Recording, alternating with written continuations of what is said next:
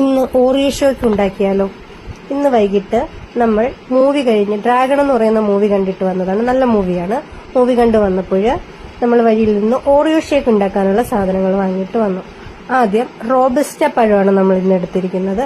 Robusta പഴം ഞുറുക്കി മിക്സിയിലേക്ക് ഇട്ട് കൊടുത്തു. അതിനുശേഷം ഓറിയോ ബിസ്ക്കറ്റ് നമ്മൾ 10ന്റെ ഒരു പാക്കറ്റാണ് മേടിച്ചത്. അത് മിക്സിയിലെ ജാറിലേക്ക് ഇട്ടു. പിന്നീട് ഒരു ഐസ്ക്രീം മേടിച്ചിരുന്നു. ഐസ്ക്രീമും മിക്സിയിലെ ജാറിലേക്ക് ഒഴിച്ചു കൊടുത്തു.